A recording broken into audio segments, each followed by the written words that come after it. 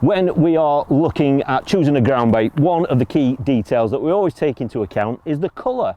Now, we get asked loads of questions about ground baits, from the food value to the colour to the stickiness. There's all sorts of different things, but the key detail we just want to talk to you today about is the actual colour itself.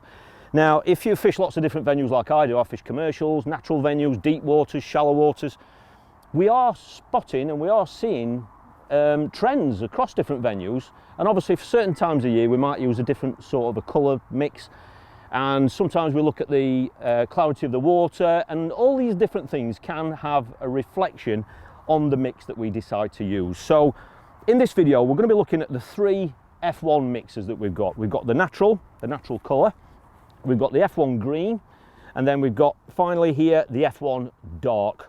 Okay, now obviously these are mixes that we use on lots of different venues, naturals and commercials, but I just want to kind of cover why we may select one colour over the other two. Now, we're getting into winter now. A lot of the venues now, the water clarity is going much clearer, and we have found that darker mixes tend to come into their own in those scenarios. Now, it isn't exclusive to winter.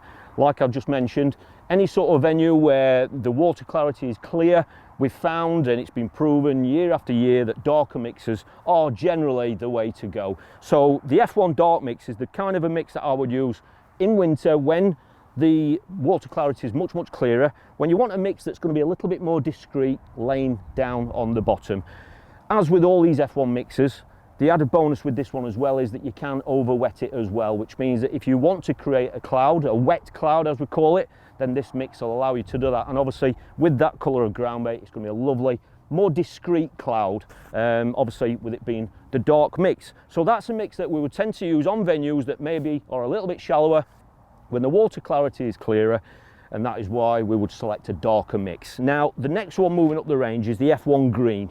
Now this, for me, over the last 2 years, has probably been my go-to mix. Every now and then, you know, you might not be able to make a decision on a mix or a colour, and so you just go with your favourite, or the one that you've got the most confidence in. And for me, it has been the F1 green across a wide range of venues, from commercials like Boston Lakes or here at Meadowlands. And this is even a mix that I used at Tamar Lakes and Southfield Reservoir. So it's a mix that can be used on lots of different venues. And for me, I do have a massive amount of confidence in green mixes. As you can see, it's quite a dark green, this one. But the F1 green, it's just been a go-to mix for me, basically, on a wide range of venues. And I use that through winter, but I have used it right the way through summer as well. So for me, if I'm ever in doubt, I always go down the green route, but that's purely where my confidence lies if I'm a little bit unsure. Now, the final one is the F1 natural. Okay, so it's obviously part of the F1 range, but as you can see, the colour is much lighter. All right, now this is something that I get asked a lot about, and it's about, obviously in fishing, particularly with baits and ground baits, there are lots of trends out there. You know, there are mixes that are in fashion at certain times of year, and so it's quite easy to find yourself using the same mixes everywhere you go. However, I myself, over the last couple of winters, have experimented a lot with lighter mixes. I've had conversations with England internationals that don't really think that the colour of the ground bait can make a big difference, and I've experimented a lot with particularly this lighter coloured mix in deep water. Now, one of the issues that we get in winter is that, you know, when I was a kid, I was brought up to believe that in winter, head for deep water. That is where the fish are going to be in winter. And, you know, that is often, more often than not, the case. However, the misconception that I didn't quite get my head round all those years ago was that, yes, the fish might be in the deeper water, but that doesn't mean to say they're on the bottom where we can catch them, particularly if you're fishing with a feeder. You know, we've proved it through underwater filming and sonars that we can get now that, yes, they might be fishing deeper water, but they might be at half depth. And if you're fishing deep venues like some of the venues I fish, you might be fishing somewhere that's 4, 5, 6 metres deep. If the fish are at half depth, they could be 3, 4 metres above your feeder. We know that we're constantly trying to draw fish down. You know, if they're at a certain level in the water, they're there because they're happy. The temperature must be comfortable for them. They are going to be where they want to be. And if you are predominantly a feeder angler like myself, well, you need the fish down on the bottom. That is where I've been using mixes like this, of this colour, because if the fish are at half depth, you're constantly trying to draw the fish down. You're trying to draw them down to where they don't want to be naturally, And so you almost want to advertise that there's actually food down there. You know, they're only going to go down there if they're hungry, and they're only going to go down there if they can see the bait that's down there. And that is why in deeper water now, certainly over the last year, I've moved a little bit away from mixers like that in deeper water, and I've switched to lighter mixers. And on some days it's completely transformed my session. I've literally gone from not being able to get a bite with a dark mix that's lovely, nice and camouflaged, which may be suited on a shallower venue, but in deeper water, if the fish are 2 or 3 meters above your feeder, by having a lighter coloured mix like that, you're actually advertising to the fish that there's food down there.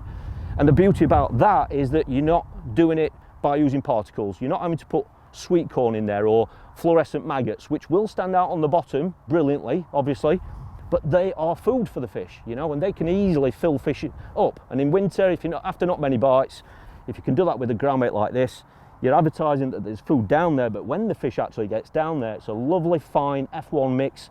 There's virtually no food there. So when the fish goes down to inspect this lovely light coloured ground bait, well, the chances of it picking your hook bait out are, you know, vastly increased, because there's potentially sometimes only your hook bait down there. These are 3 different coloured mixes, as you've seen, but don't forget, the beauty about ground baits is that if you feel this mix, for example, is a little bit too light for your liking, you can obviously add one of these 2 to it to change the actual colour of it, to get it to the colour that you want. And that's why on lots of occasions, if I'm going to a venue that I'm unfamiliar with, I might not have been there for a while, sometimes I don't mix my ground bait the night before. I'll wait till I get to my peg and have a look at the clarity of the water. And quite often, once we see that, you can mix the ground bait that you'll think is suited to the peg that you've got, to the water clarity on that day. And, you know, let's face it, if that's going to give you more confidence, then, you know, if there's one thing we could do with more of in fishing, every time we go out there is a little bit more confidence. And if that's going to help you be a lot more confident in your ground bait selection, then that is obviously an option. And it's something that we do all the time if we're going to a venue that we're not familiar with. 3 different mixers. We can use these on a wide variety of venues, and I use them on naturals and commercials. And the colour is something that I have seen for myself does make a difference. But obviously, if it's going to help your confidence as well, then that can only be a good thing. So hopefully this has shed a little bit of light on helping you make a better decision when it comes to selecting the right coloured ground bait.